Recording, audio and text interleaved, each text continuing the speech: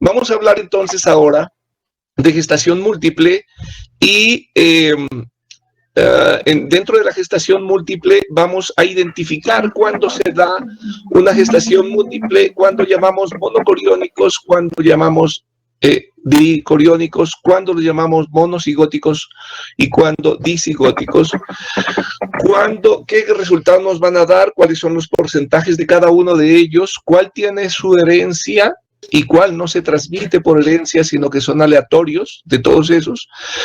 Vamos a hablar también de qué pasa cuando en un monocigótico ocurre una división al principio, y esas divisiones, de acuerdo a los días, ¿qué resultado tenemos? ¿Cuáles son los más frecuentes?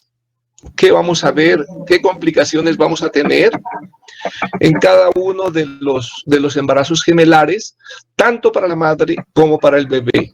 También vamos a ver en la charla las características clínicas que vamos a encontrar. Entonces vamos a salir viendo por qué estos embarazos son de alto riesgo, y también vamos a ver por dónde debe ser el parto de estos bebés o el nacimiento de estos bebés y cuándo. Eso lo van a tener claro al final de la charla. Por favor, si tienen alguna duda, interrumpen, no hay problema, ¿de acuerdo? Ahí vamos.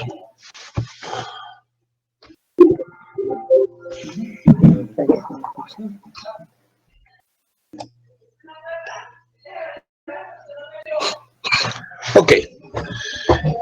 Entonces, la gestación múltiple, la incidencia en el mundo se ha visto en aumento. ¿Esto por qué?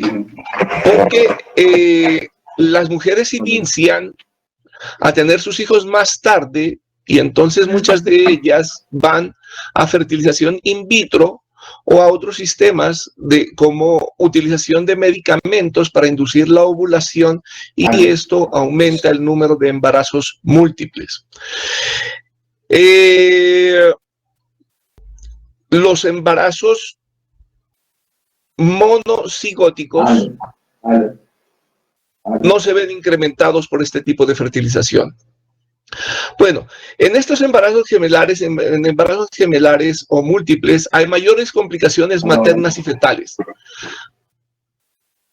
Perdón, sí me están escuchando, ¿cierto?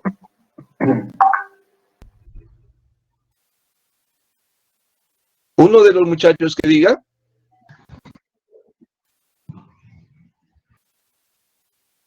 Sí me están escuchando, ¿cierto, señores? Sí, Doc, sí, por el chat también mis compañeros responden que sí. Perfecto. Ah, sí, no estoy viendo el chat. Ya me pongo la pantallita del chat. Perfecto. Ok. Entonces, hay mayores complicaciones maternas y fetales. Hay mayores en la madre, hay mayores trastornos hipertensivos. La diabetes gestacional en los embarazos múltiples es mayor también, posiblemente por un compromiso o un estado hormonal mucho más alterado. Hay mayor cantidad de hormonas circulando, pues hay 2 placentas o una placenta muy grande. Los requerimientos nutricionales, principalmente de hierro, pues van a ser mayores, y va a haber entonces una mayor causa de anemia de tipo ferropénica en estas pacientes embarazadas con embarazo gemelar. Sabemos que en un embarazo único también la anemia o dilucional o por disminución en el consumo de hierro es más frecuente, pues en los gemelares aún más. Las dos cosas que están aquí, el parto prematuro y las hemorragias por posparto, son, al parecer, producidas por una sobredistensión uterina. Cuando el útero está muy distendido, puede comenzar a contraerse y llevar a un parto prematuro. Las hemorragias posparto también son por esta causa de sobredistensión uterina. Si nosotros nos acordamos de hemorragias, si ya recibieron el tema, cuando hay sobredistensión uterina, es decir, en aquellas con polidramios o embarazos múltiples, hay mayor riesgo que después del parto comience a sangrar, y estos sangrados la mayoría de veces son por tono, es decir, disminución en el tono uterino.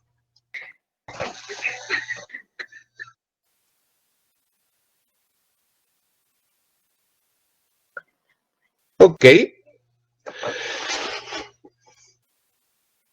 Ahí en la gestación múltiple, 2/3 de los gemelos termina en parto único. ¿Cómo es esto? Pues sucede que hay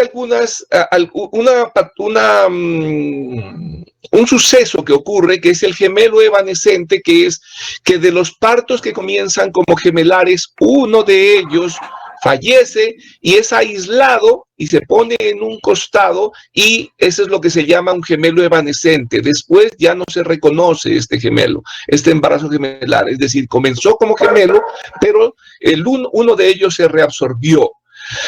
Esto se puede perder con una hemorragia o a veces sin ella.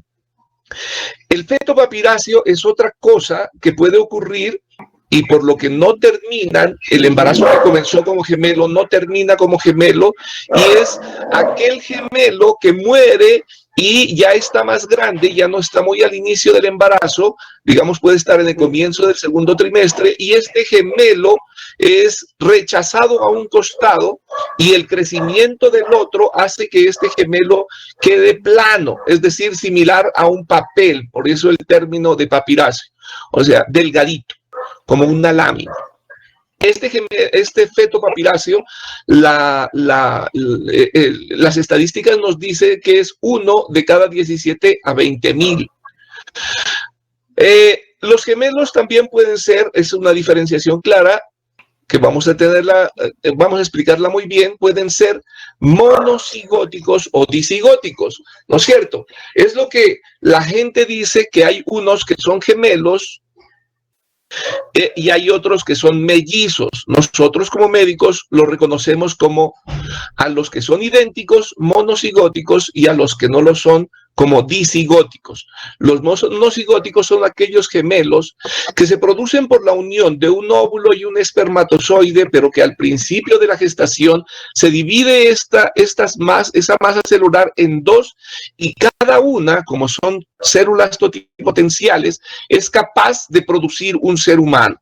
Entonces salen gemelos idénticos, ¿no es cierto? Ya veremos algunas cosas más tarde en esta misma exposición, en donde cuando no pueden ser idénticos estos monocigóticos. Son casos anecdóticos, pero que hay que contarlos, y es bonito explicarlos. Y los disigóticos son aquellos en donde la mujer ovula 2 veces, o ovula doble, más bien, o triple, ¿no es cierto? Y esta ovulación es fecundado, cada uno de esos óvulos, por un espermatozoide. Es decir, son tan parecidos estos dos como se parece un hermano al otro. Ya no son idénticos, o no son, no tienen características de ser igualitos, o sus genes son diferentes, sus cromosomas son diferentes, se parecen nada más porque son hermanos.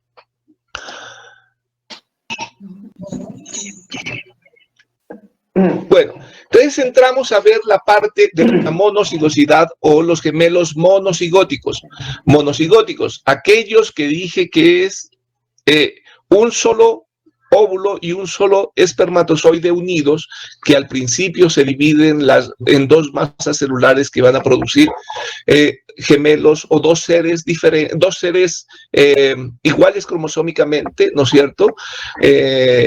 Porque vienen de un solo óvulo y un solo espermatozoide. Las 2 masas celulares tienen la potencialidad de producir cada una de ellas un ser humano.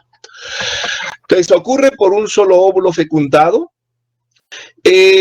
Ocurre en 4 a 5 de cada 100,000, es decir, son escasos los monocigóticos. No hay herencia ni edad materna, contrario a los otros. Es decir, ocurre aleatoriamente, o sea que cualquier mujer o cualquier pareja puede tenerlo, y estos no se van a repetir, ese tipo de situaciones. Y también no se heredan, ¿no es cierto? No se heredan. Decíamos, en los otros vamos a ver que sí se hereda esa tendencia. O sea, la tendencia a que se dividan esas masas celulares no se heredan, pero la tendencia de que una mujer ovule 2 óvulos en un ciclo menstrual, ese sí se hereda. Bueno, estos son generalmente, y vamos a decir generalmente porque existen sus excepciones, son del mismo sexo. Ya vamos a ver por qué. Allí pueden entrar en un conflicto ustedes, como así que un solo óvulo y un solo espermatozoide y dos sexos.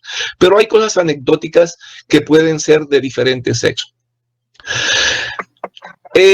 Fenotípicamente son iguales, es decir, si usted los ve, son igualitos, ¿no es cierto? Como si fueran una imagen, dos fotos de ellos mismos. Las huellas dactilares pueden ser distintas. Si pueden ser distintas, existe la posibilidad también de que sean iguales. Ahora sí, este es el pedacito en donde voy a explicar las otras razones por las que no pueden ser idénticos. Son aquellos monocigóticos heterocariotipos. Por ejemplo, uno puede ser o tener un síndrome de Down y el otro no tener el síndrome. Entonces allí tendremos gemelos, la trisomía, perdón, se fue con la trisomía 21 y otra con sus cromosomas normales. ¿Cómo pueden ser de diferente sexo? Esto es anecdótico también, es muy raro, pero se puede presentar, y es cuando esa masa celular se divide y el uno hereda un cromosoma X y uno Y, es decir, es un varón genotípicamente y fenotípicamente también será un varón.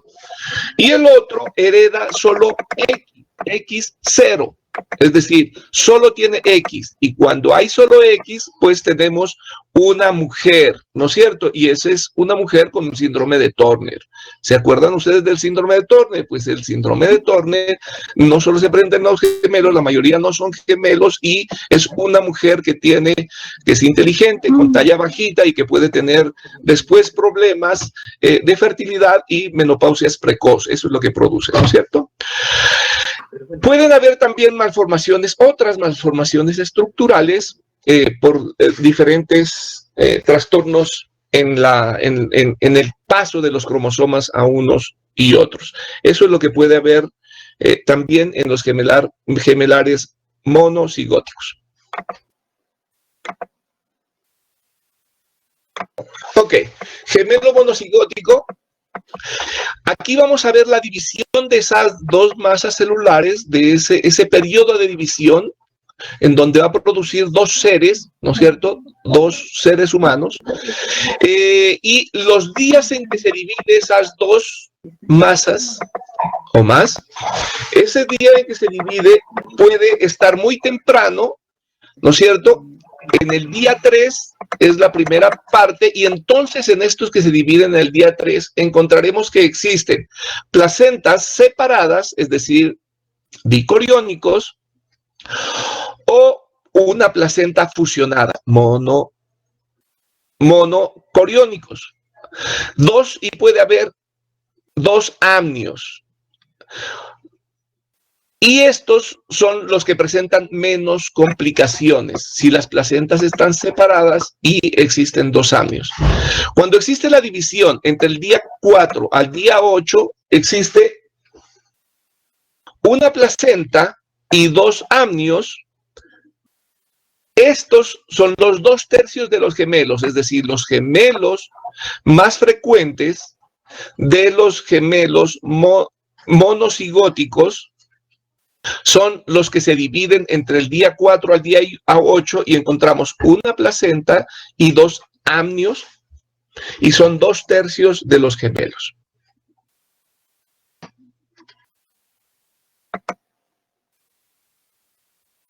Ok. Cuando ocurre la división entre el día 8 y el día 13, da como resultado una placenta y un amnios. Es inusual esto, ocurre en 1 de cada 10,000 y serán gemelos que tienen muchas complicaciones.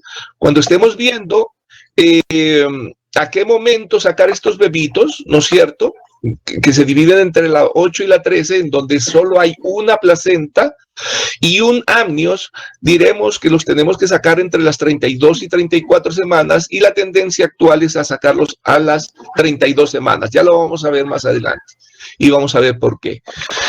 Bueno, cuando la división ocurre después del día 13, aquí está mencionado de 13 al 16, es cuando se presentan los siameses, ¿no es cierto?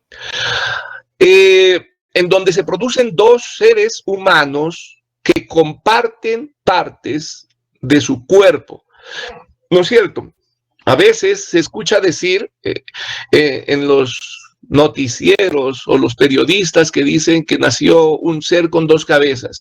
Realmente, lo que nos hace ser un ser humano es cómo pensamos, cómo actuamos, y allí lo que tenemos es dos seres humanos que comparten gran parte de su cuerpo, como está allí en la diapositiva, en la foto.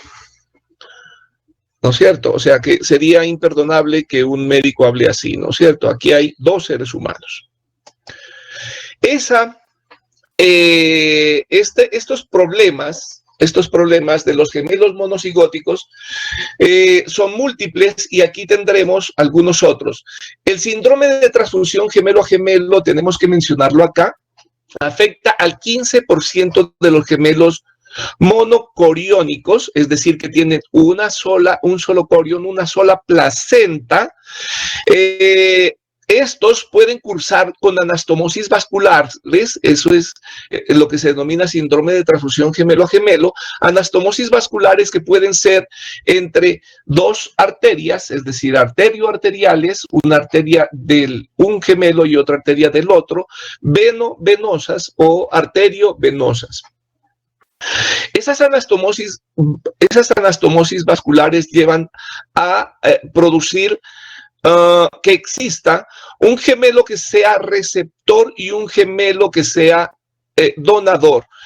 Los gemelos receptores, es decir, los que reciben mayor cantidad de sangre, pues su corazón se verá forzado a impulsar esa sangre y estarán con estas características que mencionamos aquí. Pletórico, es decir, con mucha sangre, edematoso, hinchado el bebé, e hipertenso, mucho volumen está manejando, la precarga y la poscarga estarán aumentados en su corazón. Estos gemelos tienen mayor riesgo de hacer ictericia nuclear cuando nacen y podrían estar haciendo ascitis también, y la causa es insuficiencia cardíaca. El corazón de este gemelo será grande, el hígado estará grande y el riñón grandes volúmenes que manejar. Este gemelo podría tener hidramnios, mayor cantidad de sangre, significa mayor filtración glomerular, que como vimos ayer, y mayor diuresis, y entonces podrá dar hidramnios, que es lo mismo que polidramnios. Este gemelo puede fallecer por insuficiencia cardíaca congestiva aún después del parto por el mayor carga de volumen que tiene.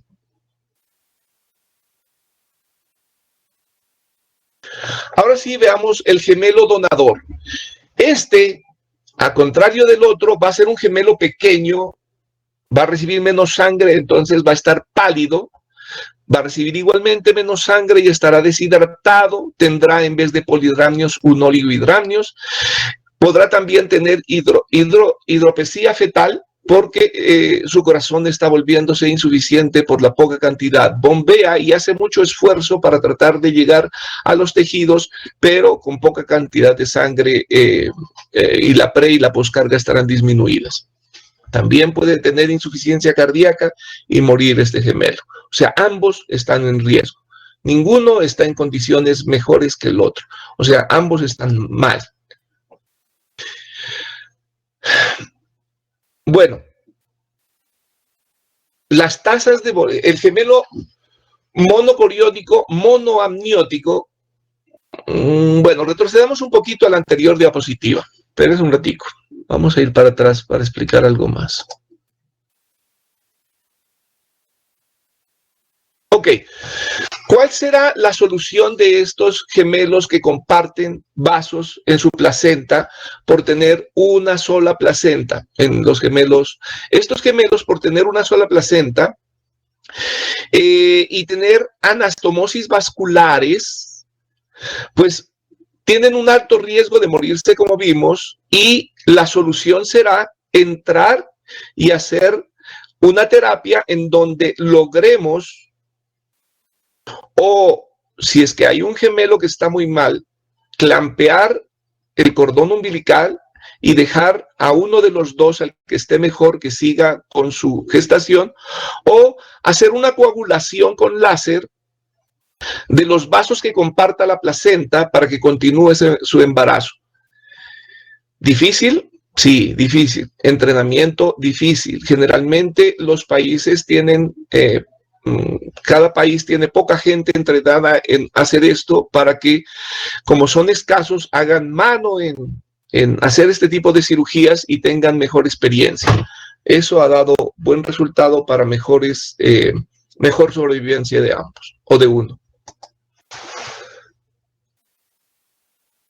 Ok, el gemelo monocoriónico monoamniótico, es decir, es aquel que tiene una sola bolsa de líquido amniótico y tiene una sola placenta. Miren esa tasa de mortalidad tan alta. La tasa de mortalidad histórico es del 70%. Se dice que ahora, o los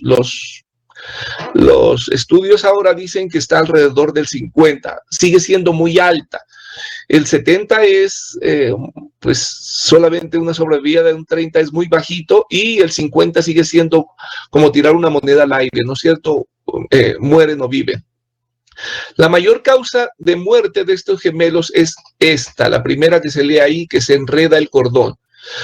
Los bebés se mueven dentro del útero y cambian de posición. Si están en diferente saco, el cordón estará protegido y no habrá ese tipo de accidentes de cordón, pero si está en un solo saco, se enredan y estos bebés mueren.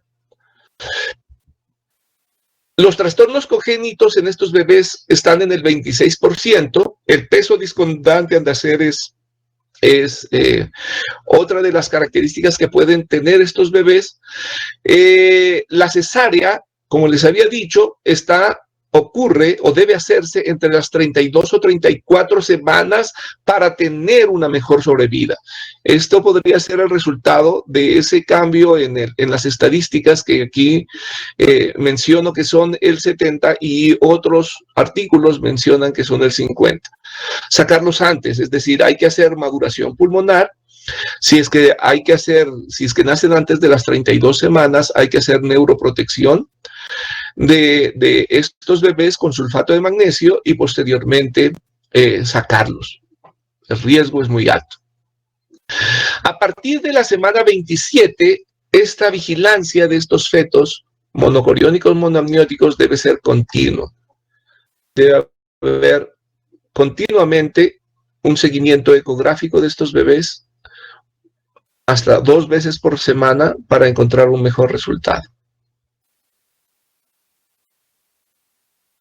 Bueno, los siameses, habíamos dicho que es cuando se divide esta masa celular entre los 13 a 14 días o posterior. Habíamos dicho antes que es hasta los 16, y tendrán diferente nombre de acuerdo a qué órganos compartan.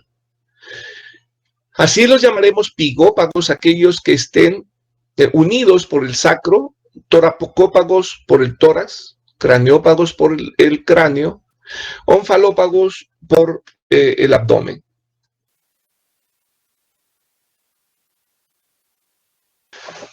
Esto también es un caso raro, uno en 35,000. Es el gemelo acárdico. Se da cuando hay un gemelo que es monocigótico parasitario. Acárdico es porque carece de corazón. Hay un gemelo que tiene que hacer todo el esfuerzo para mantener vivo a un gemelo, entre paréntesis, pues parásito, no está haciendo él su función.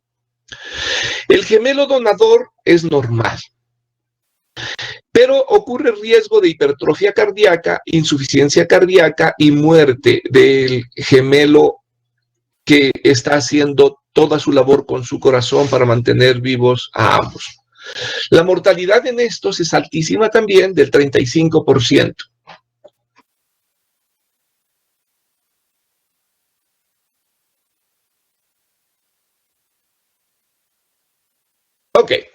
Cambiamos de página y nos vamos a ver gemelos múltiples disigóticos.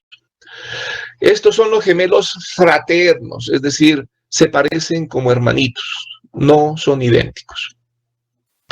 Este sí tiene determinantes hereditarios, es decir, si una dama tiene un embarazo gemelar disigótico, la hermana y su descendencia también pueden tener mayor riesgo o susceptibilidad de ovular 2 óvulos en un ciclo y esos óvulos ser fecundados y producir gemelos disigóticos. El 75% de estos gemelos son del mismo sexo. ¿Cuándo puede aumentar el riesgo de haber gemelos disigóticos? Cuando usted suspende los anticonceptivos orales. En la suspensión de anticonceptivos orales, los primeros meses después de esto, puede ocurrir una ovulación doble también. Es mayor en personas negras y menor en personas asiáticas.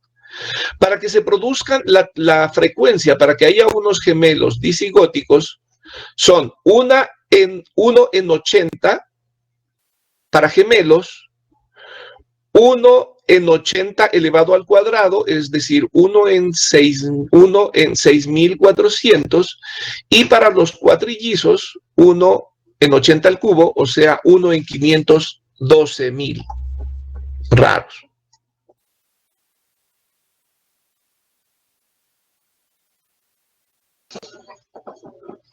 Bueno, estos son los que nos han llevado a aumentar el número de embarazos gemelares ahora, ¿no es cierto? Como comencé la charla, la tendencia es a aumentar los embarazos gemelares. ¿Por qué aumentan? Porque las mujeres se embarazan más tarde y entonces comienzan a tener problemas y entonces van a terapia de reproducción asistida y hacen una implantación de 2 o 3 óvulos fecundados y esta fecundación pues lleva a producir gemelos o trillizos, ¿no es cierto?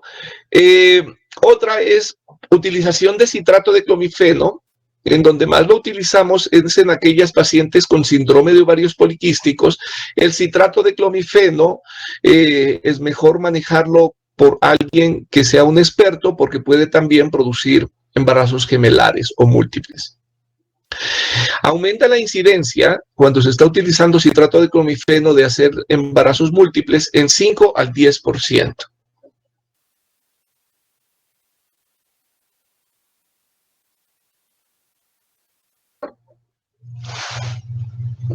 Bueno, ¿cómo prevenimos que existan este tipo de gemelares? Pues disminuyendo esto que habíamos dicho que es la causa de que estén aumentando. Utilizar el citrato de clomifeno con manos expertas, ¿no es cierto? Generalmente se da dosis bajitas y luego se va aumentando para producir la ovulación. En terapia de reproducción asistida se puede hacer fetorreducción con cloruro de potasio, que es, digamos, escoger para tener un mejor resultado y dejar después de haber un embarazo gemelar, inyectar en uno de ellos cloruro de potasio.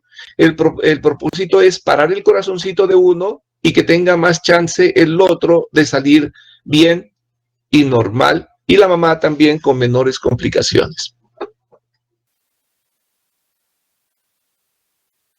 Ahora sí, en un embarazo gemelar, ¿usted cuándo comienza a sospechar de que la mamá, esa dama, está embarazada con un embarazo gemelar? Con estos signos y síntomas. Las molestias serán más acentuadas y más comunes. Entonces, en aquella mujer que llega y me dice que tiene una hiperemesis gravídica, llámese hiperemesis gravídica, aquella mujer que tiene un vómito que ya no es el que generalmente presentan nuestras embarazadas, sino que está produciendo deshidratación o desequilibrio hidroelectrolítico, diremos que es una hiperemesis. Es una emesis gravídica cuando tiene algo de náuseas, algo de vómito, pero que no produce ese tipo de alteraciones. También decimos que es una hiperemesis gravídica cuando la paciente ha perdido más de un 5% de su masa corporal. O sea, en vez de estar aumentando, está disminuyendo de peso. Entonces, son síntomas que nos pueden llegar a pensar en que puede existir un embarazo gemelar. A propósito, el hipertiroidismo también puede producir esto, ¿no? Y acuérdense que la mola también, por aumento en la cantidad de hormonas, puede producir hiperemesis gravídica. Bueno, el útero, habíamos visto desde ayer que puede ser de mayor tamaño, mayor a 4 centímetros. Dijimos que la altura uterina coincidía, ayer dijimos que la altura uterina coincidía con la edad gestacional entre las 18 y 32 semanas, en más o menos 2 para algunos autores, en más o menos 3 para otros, ¿no es cierto? Y pues para un gemelar, ahí está, mayor a 4 centímetros de lo esperado. El aumento en estas pacientes puede haber un aumento excesivo de peso, puede haber polidramnios y haber la sensación al palpar ese útero de estar más lleno de líquido. Antecedentes de reproducción asistida, pues ese es el riesgo, tener un embarazo gemelar o un múltiple. Los contornos o peloteos de más de un feto, es decir, usted encuentra fácilmente algo que da botes y es una cabecita y encuentra otra cabecita al otro lado, pues está hecho el diagnóstico o por lo menos alta la sospecha. La multiplicidad de partes fetales también es otra causa de investigar un embarazo gemelar. Y las distintas frecuencias la distinta frecuencia cardíaca entre uno y otro.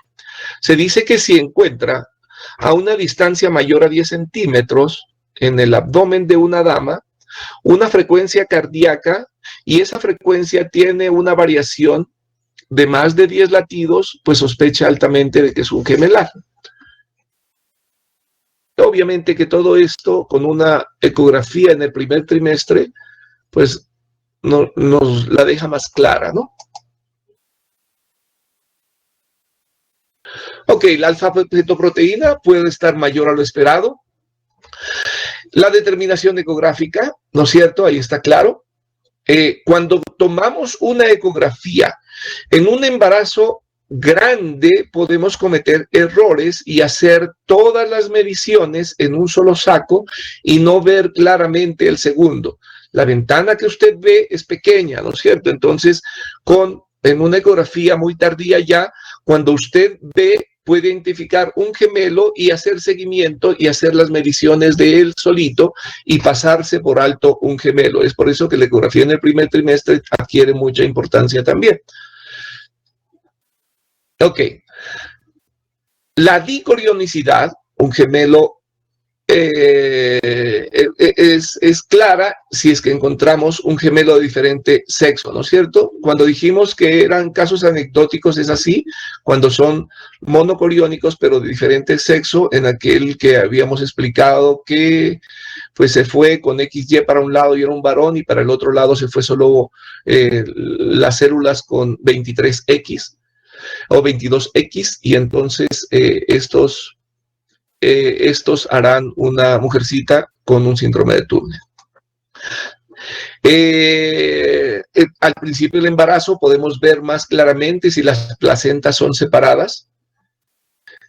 La membrana divisoria en las placentas es más gruesa, mayor a 2 milímetros. Esto es lo que nos lleva a pensar en que podría ser dicoriónico también, pues son dos placentas cuando esto es así. La anemia dilucional y ferropénica es mayor en el embarazo gemelar. Ok, el diagnóstico diferencial, es decir, ¿qué nos lleva a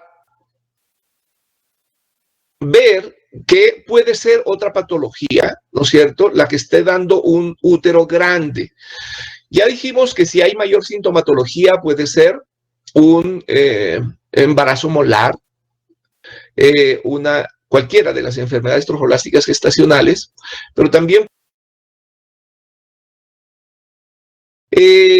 Mayor riesgo de preeclampsia y eclampsia, hay mayor riesgo de esto, hay mayor cantidad de trofoblasto y eso es la causa de mayor riesgo de preeclampsia y eclampsia. Hay mayor riesgo de hemorragias, ya sea por desprendimiento de placenta, ¿no es cierto? Porque cuando nace el primer gemelo, el lecho placentario disminuye, desprender. O cuando hay un gemelo con polidramnios y se rompe una bolsa, ocurre igual. Disminuye el sitio de implantación, el tamaño del sitio de implantación de la placenta, es decir, el útero se recoge, pero la placenta no. Entonces, eso puede formar o romper vasos detrás de la placenta y comenzarse a desprender. Y las hemorragias por sobredistensión, que ya las habíamos mencionado, que es porque no se alcanza un buen tono sobre distensión uterina. Eso también lo vimos cuando vimos polidramnios. Y entonces esto lleva a una atonía uterina y a un mayor sangrado. Hay que estar más pendiente de poner oxitóxicos en el posparto o en postcesárea a estas pacientes para mejorar el tono. Las infecciones urinarias también son más frecuentes en estas mujeres. La vejiga está más, el trígono vesical y la vejiga está pues con más ultraje o con más dificultades y esto puede llevar a mayor retención urinaria y mayor compromiso de infecciones urinarias en estas pacientes. Ok. Estas pacientes también pueden tener, si tenemos una placenta, ¿no es cierto? Ahí están los dibujos.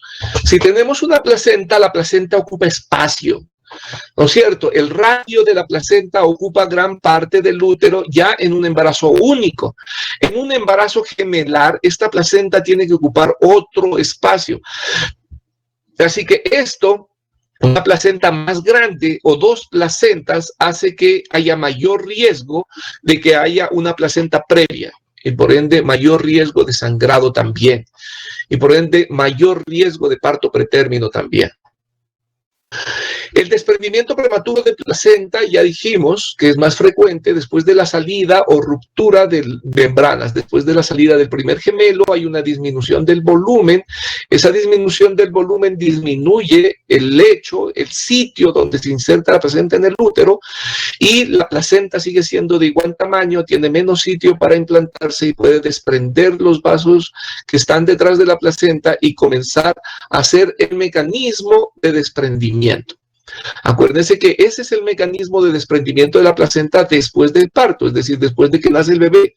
Disminuye el lecho placentario, disminuye entonces el sitio de implantación placentaria, la placenta sigue siendo del mismo tamaño, el sitio donde se implantaba ya no tiene espacio, los vasitos que hay detrás de la placenta comienzan a romperse, forma un coágulo retroplacentario y termina desprendiendo la placenta. Eso puede ocurrir con un bebé adentro si es que disminuimos el tamaño del útero. La ruptura uterina es mayor también en pacientes con embarazo gemelar por la sobredistensión uterina. Más, ¿no es cierto?, si hay, por ejemplo, errores como los que a veces se ve en las salas de partos, que alguien, muy buena gente, quiere que salga más rápido el bebé y comienza a apretar el útero en una maniobra que está proscrita, que se llama Christelle. Hay mayor riesgo de cesárea en los partos gemelares, por obvias razones. Una de ellas ya la vimos, que era que se enredan los cordones y hay riesgo, y entonces a las 32 semanas se hacía cesárea cuando hay un solo saco amniótico. Ok, las complicaciones fetales pues serán las propias de un parto prematuro, porque un parto prematuro da a un bebé con bajo peso y con signos de prematurez. Dificultad respiratoria es las causas mayores de trastornos en estos prematuros, pero también infecciones, desequilibrios electrolíticos, policitemia, hiperbilirrubinemia, todas las cosas que acompañan a un pretérmino. Los gemelares tienen mayor riesgo de hacer abortos espontáneos. Hay mayor riesgo de hacer muerte fetal por anormalidades del desarrollo del bebé, retardo en el crecimiento intrauterino, ¿no es cierto? Discordancia en ese crecimiento y retardo, compresiones del cordón umbilical, se comprime el cordón umbilical, o en el otro caso que vimos que se enredan los cordones y hay mayor riesgo de muerte fetal por eso, y hay mayor riesgo de trastornos placentarios como los que ya vimos, que era placenta previa, desprendimiento prematuro de placenta, placenta insuficiente para uno de los gemelos que lleva un retardo en el crecimiento intrauterino, todo eso mayor riesgo de muerte. Ok, y otra causa es que es el síndrome de transfusión gemelo a gemelo, que ya lo expliqué. La ruptura prematura de membranas es más frecuente en embarazos gemelares. Llámese ruptura prematura de membranas, aquella ruptura que ocurre antes del inicio del trabajo de parto. Y se llama pretérmino cuando ocurre antes del tiempo, antes de las 37 semanas. Ok. Ahora sí, complicaciones fetales. Seguimos con complicaciones fetales. Hay mayor riesgo de parálisis cerebral en los fetos de muy bajo peso al nacer y cuando hay SONS, o sea, cuando hay síndrome de transfusión gemelo a gemelo. Bueno, a ver, si muere uno de los bebitos, uno de los fetos y un bicoriónico, biamniótico, o por lo menos bicoriónico, es decir, dos placentas, las complicaciones no serán mayores, ¿no es cierto? Habrá que vigilarlo un poco más, pero el otro gemelo sigue viviendo sin problema. Pero cuando hay un SHONT, o sea, cuando hay un síndrome de transfusión feto-fetal, el problema es que dos cosas. Uno, primero, cuando un bebé muere, los vasos pierden el tono y entonces se volverá un receptáculo de sangre. Le llega la sangre y él ya no bombea y solo le sigue llegando, y el otro tiene una caída brusca de la presión arterial y eso puede afectar el cerebro y hacer una parálisis cerebral. Pero también puede haber paso de sustancias tromboclásticas o sustancias tóxicas desde el bebé que murió hacia el bebé que está vivo y causar microtrombos en la circulación cerebral fetal y llevarlo a lo mismo, parálisis cerebral. O sea que en aquellos que comparten circulación, la muerte de uno es un detalle grave para el otro. Ok, como tienen, cuando se rompe y nace el primero, el segundo se puede romper también las membranas y el segundo no está ocupando el sitio totalmente, el sitio por donde la presentación no ocupa, el sitio por donde van a ser, esa salida de líquido amniótico puede haber mayor riesgo de prolapso de cordón, otro accidente de cordón de los gemelos. Se sale el cordón por delante de la presentación. Cuando sale la presentación, ese cordón se aprieta y el bebé muere, fallece también. Si nos damos cuenta a tiempo, podríamos rechazar el cordón e irnos corriendo a hacer una cesárea y salvar ese bebé.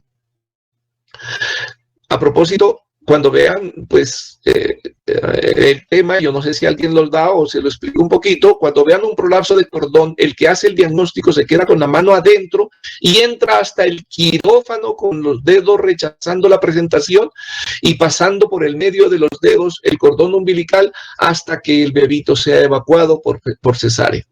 Ese es, o sea que allí hay una contaminación clarita, ¿no es cierto?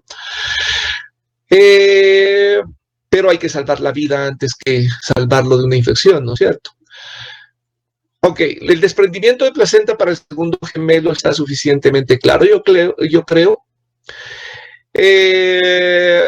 Las malformaciones en estos pacientes en embarazos gemelares son del 2 o un poco más %, y las presentaciones anormales son más comunes. Presentaciones anormales es de fetos transversos, fetos oblicuos, fetos en presentación de pelvis. Cuando viene un bebito, bueno, eso creo que está al final. Sigamos, si no, se lo explico al final también, en las diferentes presentaciones y cómo va el parto. Ok. La ecografía temprana nos ayuda a diagnosticar un embarazo gemelar y nos ayuda a hacer de manera más clara este diagnóstico, y además nos ayuda a hacer más clara la determinación de si es una sola placenta o dos placentas, mono o bicoriónicos. Bueno, la ecografía debe ser hecha en estos embarazos gemelares cada 4 semanas. En el tercer trimestre, la ecografía cada 2 o 3 semanas si hay un retardo en el crecimiento intrauterino. El suplemento de hierro y calcio y ácido fólico y las vitaminas y otros como el magnesio, el zinc, ácidos grasos esenciales, pues serán mayores en el embarazo gemelar. Se aconseja una dieta rica en proteínas, y el aumento en un embarazo gemelar puede tolerarse hasta 16 o 20 kilos.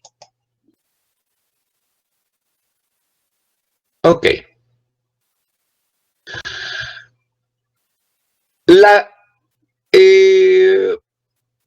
En cuanto se refiere a la cervicometría, nos puede dar una idea, ¿no es cierto?, del riesgo que tiene para que este bebé nazca o antes de tiempo, o rompa membranas antes de tiempo.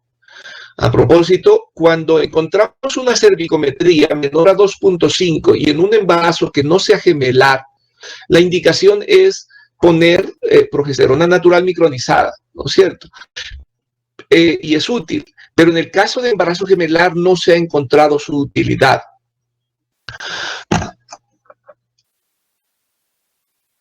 La utilización de tocolíticos puede estar bien, la respuesta es más pobre. La determinación de fibronectina fetal también nos ayuda si la determinamos si está la fibronectina fetal en la madre, en el cuello. Podemos ver que hay un mayor riesgo de parto pretérmino. El parto a las 38 semanas, en caso de bicoriónico biamniótico, está indicado.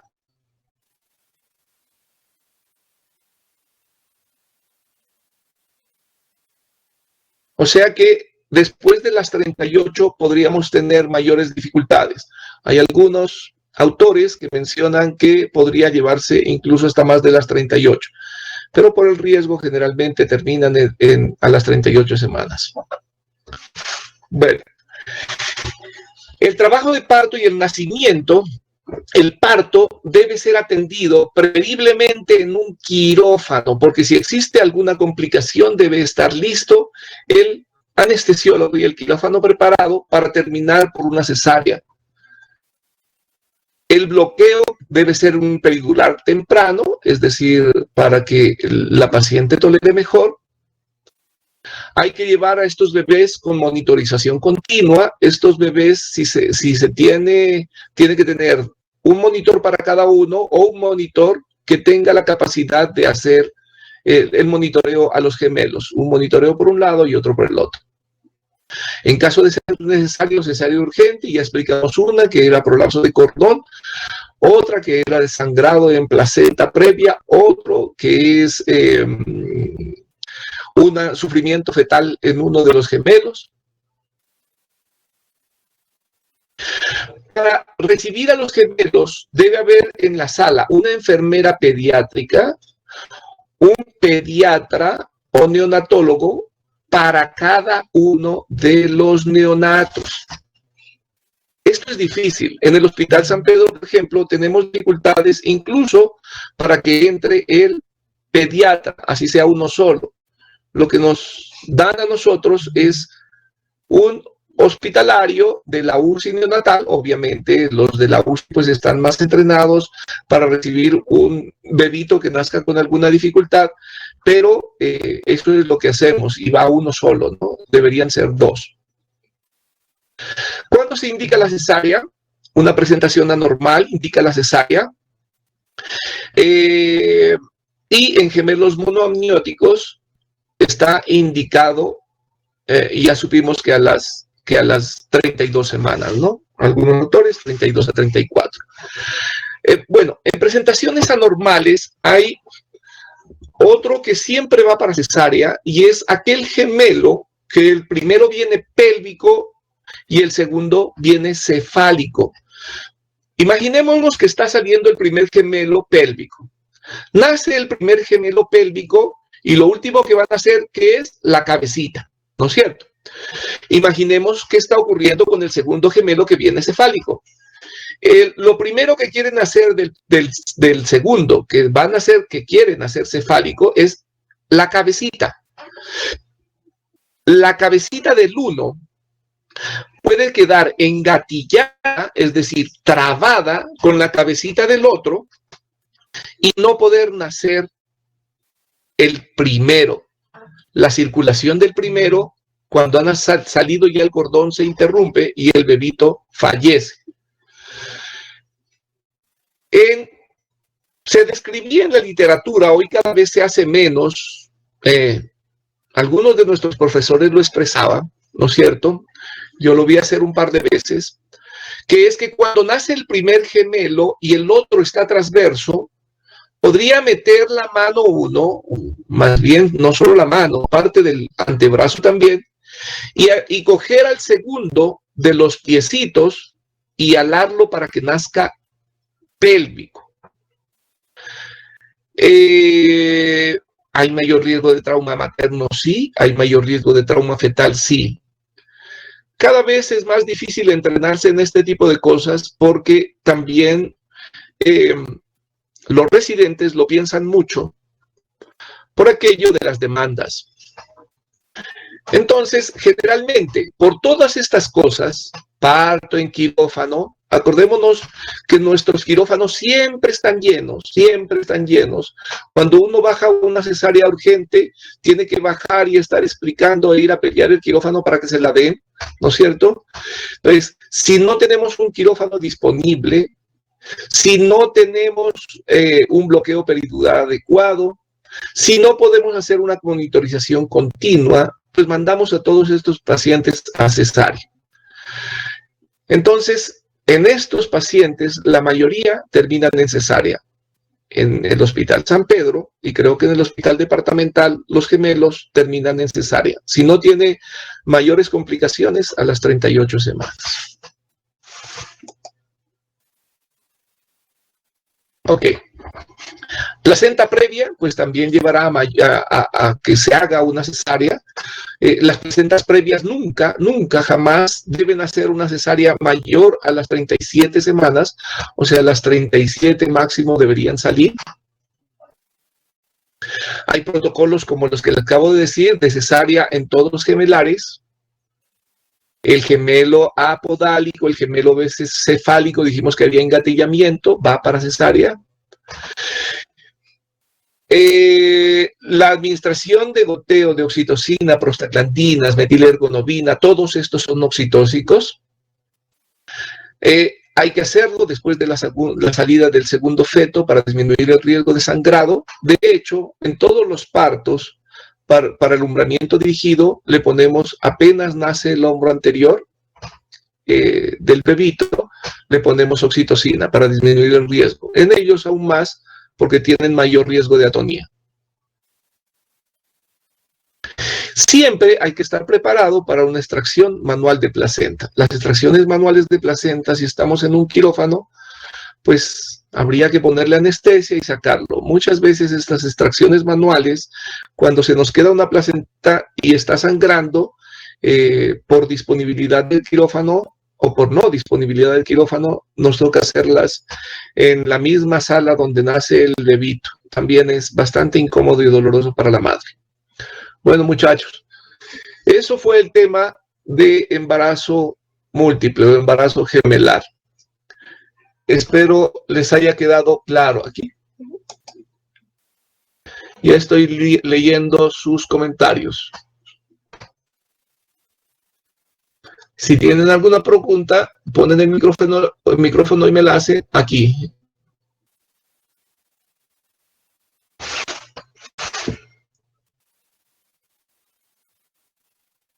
¿Sí? Ok.